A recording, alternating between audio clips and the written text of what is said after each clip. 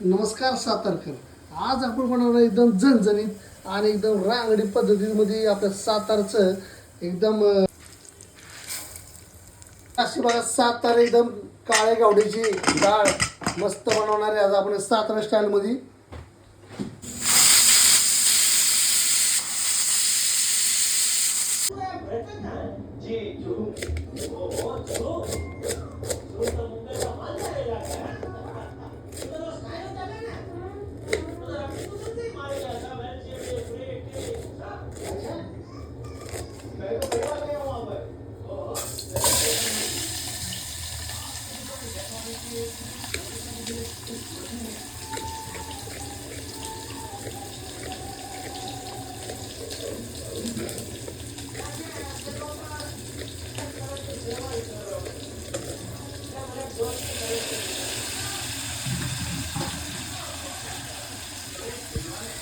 खाय पाट असा आला पाहिजे खायला दिसतंय का.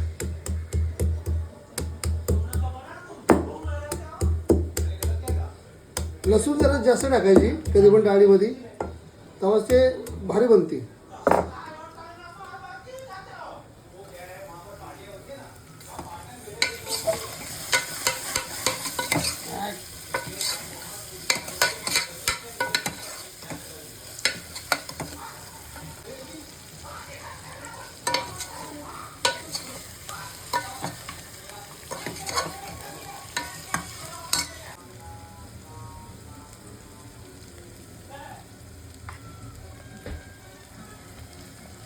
ही आमची गावची चटणी गावून आणले खास म्हणून.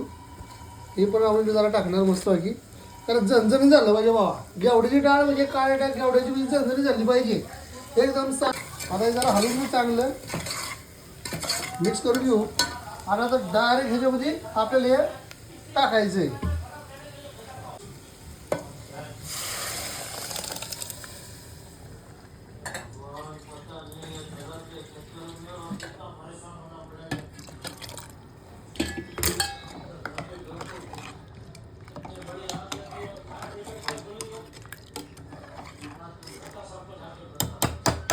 हिला 5-10 मिनिट आपण मस्त ठेवूया, मग काढूया.